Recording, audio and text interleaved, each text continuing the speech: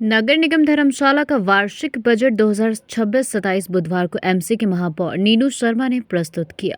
इस वित्तीय वर्ष 2026-27 का कुल बजट 159 करोड़ 85 लाख 10 हजार रखा गया है। पिछले वर्ष 2025-26 में ये बजट 141 करोड़ रुपए था। वहीं 31 मार्च तक 15% बचे हुए प्रॉपर्टी सर्वे के कार्य को पूरा किया जाएगा और अप्रैल से मार्च 2020 से पेंडिंग हाउस टैक्स की वसूली सहित शुरू किया जाएगा। इसमें मर्ज एरिया में विशेष प्रावधान करते हुए छूट भी फाइनेंस की बैठक कर प्रदान की जाएगी। उसके तहत ही बजट की वसूली की जाएगी। वहीं नगर निगम आय बढ़ाने के लिए विशेष प्रयास करेगा। पिछले वर्ष 3 करोड़ रुपए अधिक आय प्राप्त हुई है, जबकि इस वर्ष 2026-27 में 10 करोड़ बढ़ोतरी का अनुमान है। इसमें गृह कर का कार्य 85% पूरा कर लिया गया है। नए गृह कर प्रणाली को इसी वित्तीय वर्ष से पूरे शहर में लागू किया जाएगा। महापौर नगर निगम धर्मशाला नीनू शर्मा ने बताया कि निगम की संपत्तियों की लीज व एग्रीमेंट के लिए किराया निर्धारण पर आय बढ़ेगी। पार्किंग स्थलों से भी आय में बढ़ोतरी की योजना बनाई गई है। नए एरिया में सीवरेज व्यवस्था के लिए 200 करोड़ का प्रस्ताव केंद्र सरकार को भेजा जाएगा। तब तक फिकल मैनेजमेंट सिस्टम निचले सकों के तहत व्यवस्था चलाई जाएगी। नगर निगम की ओर से माई धर्मशाला ऐप का आगाज किया जाएगा। इसके साथ ही सफाई कर्मियों के लिए भी सफाई साथी कल्याण बोर्ड का गठन कर 10 लाख रुपए का प्रावधान किया गया है। शहर को देश भर में 100 स्वच्छ शहरों में शामिल किए जाने के लिए 50 लाख बजट रखा गया है। बेसहारा पशुओं के लिए 10 लाख, खेल के लिए 50 लाख सहित अन्य कार्यों के लिए बजट का प्रावधान किया गया है।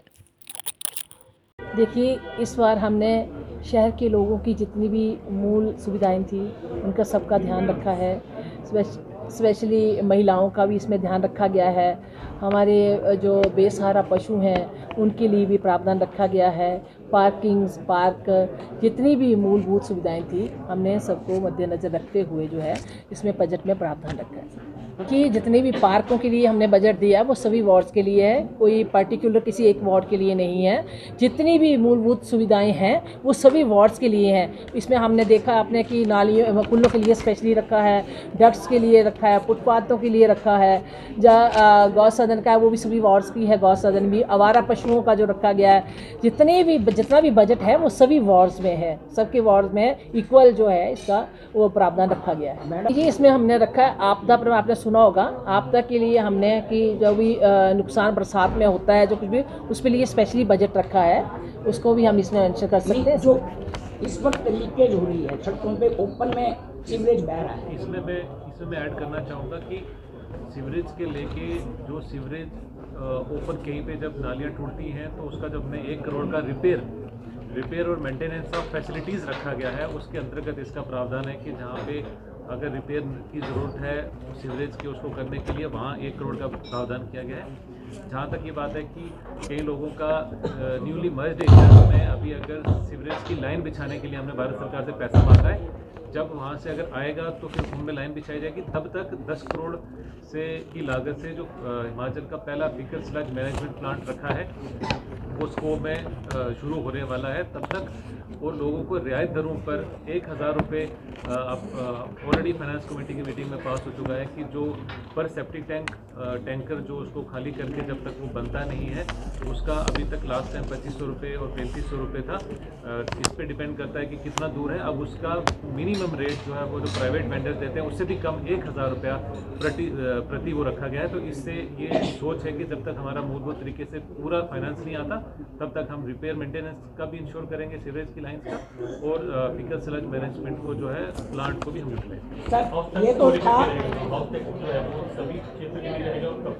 मर्ज एरिया और ऑलरेडी जो हमारा पुराना एरिया उसमें तो लगा हुआ मर्ज एरिया में जी, जो पुराना एरिया था उसका तो लगा ही हुआ है ना जी हाउस टैक्स। अभी जो मर्ज एरिया के लिए रखा है, मर्ज एरिया में कब से अभी तक नहीं लगा था ना मर्ज। हाउस टैक्स में ये बताना चाहूँगा कि house tax unit area method March 2020 से लागू है, लेकिन उसको इम्प्लीमेंट करने के लिए एक सर्वे की ज़रूरत थी जो 85% हो चुका है।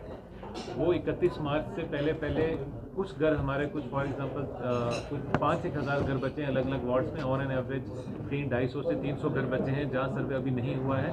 उनका मेजर कारण ये है कि कई लोग यहाँ पे जब सर्वे करने हमारी टीमें गई थी वो घर पे मौजूद नहीं थे। अब 31 मार्च लास्ट डेट रखी गई है कि हमारी टीम एक रैप अप राउंड करेगी और वो सर्वे हो जाएगा।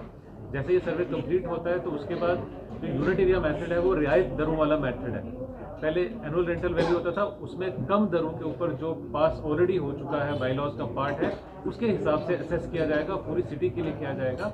और मार्च 2020 के बाद का किया जाएगा, उसके हिसाब से कितना उसकी असेसमेंट आती है, उस पर जो है फाइनेंस कमेटी हाउस एक डिसीजन लेगा कि कितना लोगों की देनदारी बनती है। इसमें मेजर काम फ़ायदे वाला ये है कि एक असेसमेंट ट्रांसपेरेंट है, कोई ये दिक्कत नहीं होगी किसी का ज़्यादा हो गया किसी कम हो गया, एक क्लियर फार्मूला है। और दूसरा, उनकी पेमेंट के लिए हम ऑनलाइन सिटीजन सेवा पोर्टल जो है उसके थ्रू ऑनलाइन पे कर पाएंगे, तो उसमें लोगों की ईज़ ऑफ लिविंग भी बढ़ेगी कि उनको बार बार जो है दफ्तर के चक्कर काटने नहीं पड़ेंगे। ये बजट में प्रदेश सरकार से कितने की ग्रांट की इस बार प्रस्ताव रखा गया है? इसमें 104 मतलब प्रदेश सरकार और भारत सरकार दोनों से मिला के 104 से लेके 105 करोड़ रुपए जो है हमने मांगे हैं।